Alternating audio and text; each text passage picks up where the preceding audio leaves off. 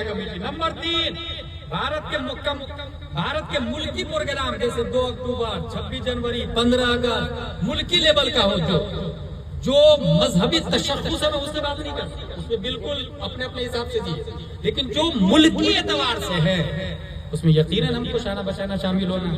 Number 4، مدرسوں میں science و ٹیکنالوجی کی تعلیم ہر مدرسوں میں، اپنے بچوں کو اسکول میں تو لے رہے ہیں، مدرسوں میں بھی ہونی چاہیے۔ اور الحمدللہ I can read English, I can understand English, I can operate computer، اور یہ سب میں نے مدرسے سے سیکھا۔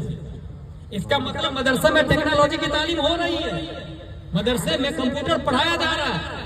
بلکہ ایک مدرسہ کا نام بتاؤں، آپ لوگ یاد رکھیے گا، ہندوستان میں مسلک حنفی کا سب سے بڑا مدرسہ الجامعۃ الاشرفیہ مبارک پور، وہاں پر ایک حافظ عبدالرؤف بلیاوی علیہ رحمہ بہت بڑے عالم گزرے، ان کے بارے میں کتابوں میں آیا ہے کہ ان کو اگر لیبارٹری میں بیٹھا دیا جاتا تو وہ ہیلی کاپٹر بنا کے بنا دیتے، اتنے جینیس اور مائنڈیڈ۔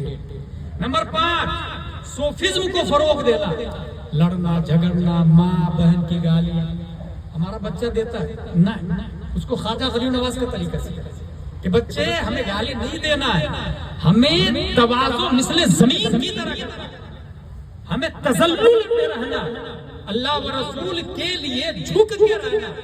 اگر یہ طریقہ اپنا لیں گے تو انشاءاللہ العظیم صوفیزم اپنے آپ آگے بڑھے گی، اور وہابیت، یہ ذاکر نائک والا فنڈا، یہ تسلیمہ نسرین، سلمان رشدی والا یہ لولی پاپ، یہ سب سائڈ ہو جائے گا۔ بس آپ خواجہ کے دامن کو مضبوطی سے پکڑے، تعلیم کے ذریعے، تبلیغ کے ذریعے، تحریک کے ذریعے، تنشیر کے ذریعے، توضیح کے ذریعے، تشریح کے ذریعے نام لیتے ہیں، نعرہ تکبیر، نعرہ رسالت، یا خواجہ غریب نواز، مگر صوفیزم کس کو کہتے ہیں یہ ہمیں سمجھنا ہوگا، یہ ہمیں پڑھنا ہوگا، اس پر ہمیں عمل کرنا ہوگا۔ نمبر 6، کٹر وادی کا خاتمہ کرنا ہوگا۔ ہم بالکل پسند نہیں کرتے، ہمارے نبی صلی اللہ تعالی علیہ وسلم نے خود ایک صحابی سے کہتے ہیں آپ نماز پڑھیے اور ناخن کاٹیے، غور کیجیے، آپ نماز پڑھیے اور ناخن کاٹیے۔ نماز پڑھنا فرض ہے، ناخن کاٹنا تھوڑی فرض ہے، تو فرض کے بازو میں فرض آئے گا نا۔ نبی فرما رہا ہے نماز پڑھی اور ناخن کاٹی۔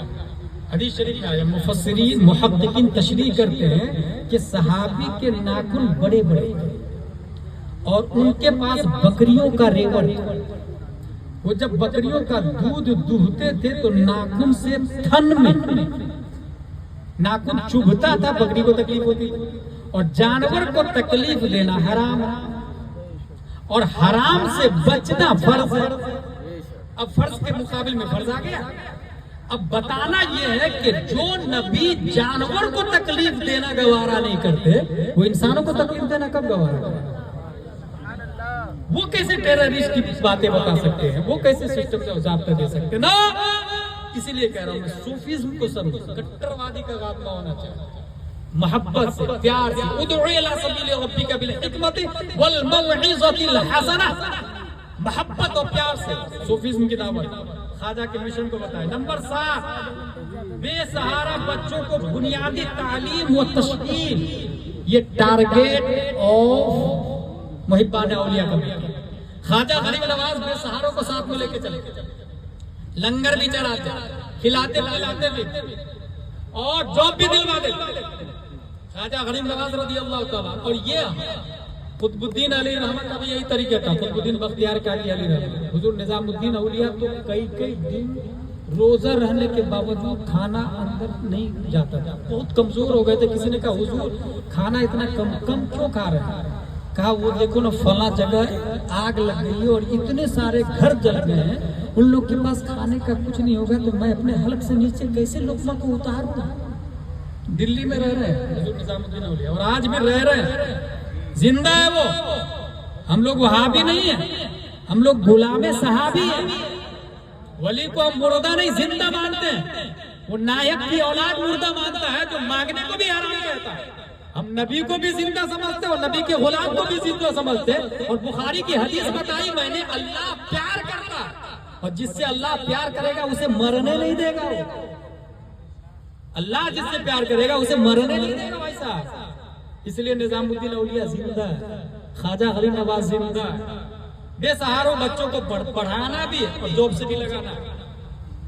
نمبر 8، بھارت ویرودھی وچار دھارا کو خاتمہ کرنا ہے. جو بھی انسان انسانیت کا ویرودھ کرے یا بھارت کے سسٹم کا ویرودھ کرے، جیسے برطانیہ آیا قبضہ کر کے حکومت کر کے بہت سارا مال لوٹ کے چلا گیا.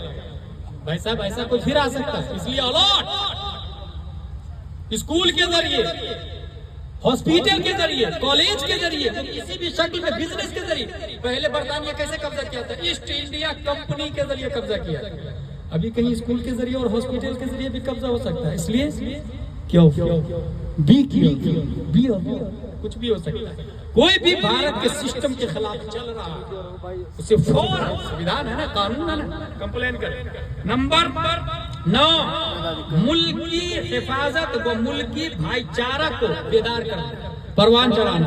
نمبر 10، جتنے مزار ہیں اولیاء کرام کے، ان تمام مزاروں کی حفاظت بھی کرنی ہے اور ان کے مشن کو دوبارہ چالو کرنا ہے. یہ کس کا کام ہے؟ محبان اولیاء کمیٹی کا کام ہے. یہ بائی لاء میں لکھا ہوا ہے.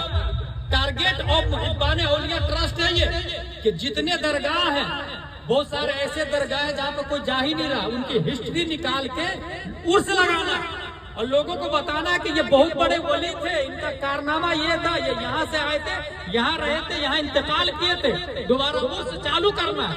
جب عرس چالو ہوگا تو صاحب عرس کی ہسٹری نکل کر کے سامنے آ جائے گی.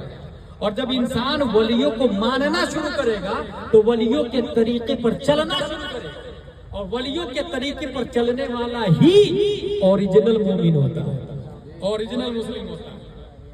10 ہو گئے. لہذا ماڈرن ایجوکیشن کے ذریعے یہ 10 چیزیں محبان اولیاء کا جو ٹارگیٹ ہے اس کو لاگو کرنا. جمعہ میں وقتاً فوقتاً